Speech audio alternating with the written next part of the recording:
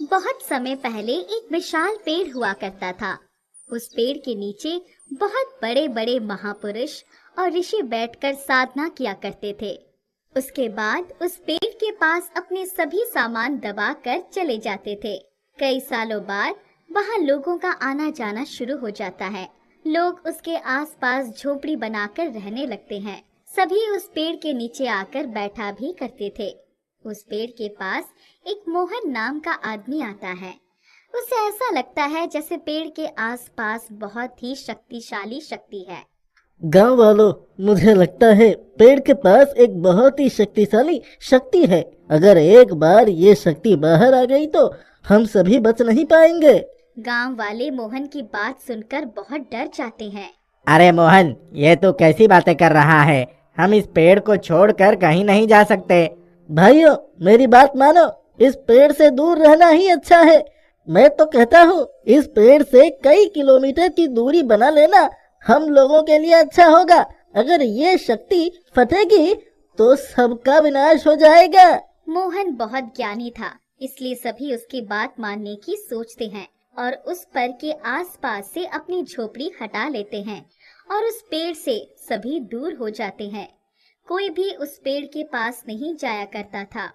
उस पेड़ से सभी दूर रहने लगते हैं। सालों बीत जाते हैं मगर कोई उस पेड़ के पास नहीं जाता है। गांव में गोपाल नाम का आदमी था। वो भी उस पेड़ के बारे में सुनता है। ऐसी कौन सी शक्ति है जिससे सभी डर रहे हैं? क्या सच में उस पेड़ की वजह से हमें नुकसान हो सकता है?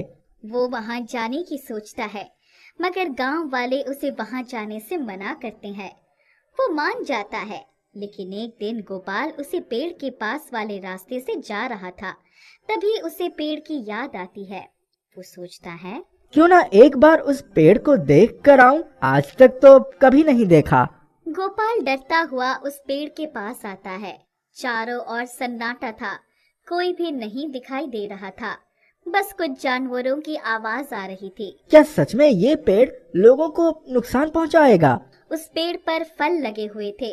गोपाल वो पेड़ के फल तोड़कर खाने लगता है।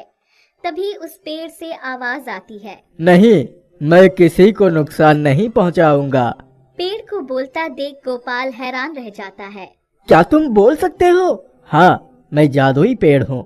सालों पहले कई महापुरुष और ऋषि यहाँ आकर बैठा करते थे और मैं उन्हें वो सब देता था जो उनकी जरूरत होती थी। गांव वाले कहते हैं आपके आसपास कुछ ऐसी शक्ति है जिससे सबका नुकसान हो सकता है। नहीं, ऐसा नहीं है। मैं मानता हूँ मेरे आसपास बहुत ही शक्तिशाली शक्ति है, लेकिन जितने भी महापुरुष यहाँ तप करते थे वो अपना सारा सामान यहीं दबाकर चले जाते थे। उनके सभी सामान बहुत शक्तिशाली हैं। मैं तो कब से यहाँ आना चाह रहा था आपको देखने, इसीलिए मैं यहाँ तक आ पहुँचा। बताओ बच्चे, तुम्हारी क्या इच्छा है? तुम क्या चाहते हो? मैं तुम्हारी इच्छा जरूर पूरी करूँगा। क्या सच में? हाँ बिल्कुल, लेकिन क्या तुम मेरी एक मदद करोगे? जी बताइए। कृपया तुम मेरे आसपास के जमीन खोदना शुरू कर दो और तुम्हें जो भी मिले उन सभी सामान को पास वाली नदी में बहा दो। जितने भी महापुरुष और ऋषि हैं उन सभी की आत्मा को शांति मिलेगी। जी मैं अभी करता हूँ। गोपाल आसपास की जमीन खोदना शुरू कर देता है और सारा सामान निकालता है और उन्हें पास वाली नदी में बहा देता है। फिर पेड़ के पास आता है। जी मैंने आपका काम कर दिया। तुम्हारा बहुत बहुत धन्यवाद। मैं तुम्हारा एहसान कभी नहीं भूलूंगा। ये लो तुम्हारे लिए सोने के सिक्के, इसे लेते जाओ और जब कभी भी तुम्हें कुछ चाहिए होगा मेरे पास जरूर आना। मैं वो चीज तुम्हें जरूर दूंगा, मगर कृपया करके मेरे बारे में किसी को कुछ भी मत बताना। जी ठीक है, मैं ये बात किसी को नहीं बताऊंगा। एक दिन गोपाल जादुई पेड़ से कुछ मांगने आता है तो देखता है जादुई पेड़ पत्थर बन चुका है और उसकी सारी शक्तियाँ खत्म हो चुकी है।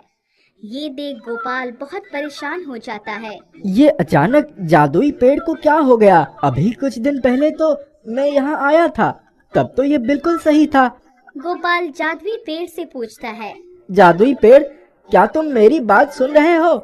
कुछ बोलो तो सही। मुझे एक जूता चाहिए, कृपया मुझे एक जूता दे दो। जादुई पेड़ कुछ भी नहीं बोलता है। गोपाल पानी लेकर आता है और जादुई पेड़ पर छिड़कता है। जादुई पेड़, अब तो कुछ बोलो। बार बार कहने पर भी जादुई पेड़ कोई जवाब नहीं देता है। तो गोपाल वहीं बैठकर जोर जोर से रोने लगता है। कितने निर्दयी हो गए हो तुम, अब भी मुझ पर दया नहीं आ रही है। कुछ तो बोलो, जब तक तुम कुछ नहीं बोलोगे मैं यहाँ से नहीं जाने वाला। गोपाल वहीं बैठा कई घंटों तक बैठा रहता है। तब गोपाल को धीमी धीमी कुछ आवाजें सुनाई देती है। गोपाल, यहाँ मत बैठो, कोई फायदा नहीं। अब मैं जादुई पेड़ नहीं रहा। अब मैं वापस कभी पहले जैसा नहीं हो पाऊंगा। मुझ में इतनी शक्ति नहीं है कि मैं ज्यादा बात कर सकूं। मगर मुझे बताओ तो सही, हुआ क्या है? जो सामान मैंने तुमसे उस नदी में डालने को कहा था, वो सभी बहुत शक्तिशाली सामान थे। महापुरुष और ऋषियों ने मुझसे कहा था ये कभी किसी के हाथ नहीं लगने चाहिए। हाँ, तो वो किसी के हाथ नहीं लगा। मैंने उसे नदी में डाल दिया था, वो बह गया था पानी के साथ। नहीं गोपाल, मुझे नहीं पता था।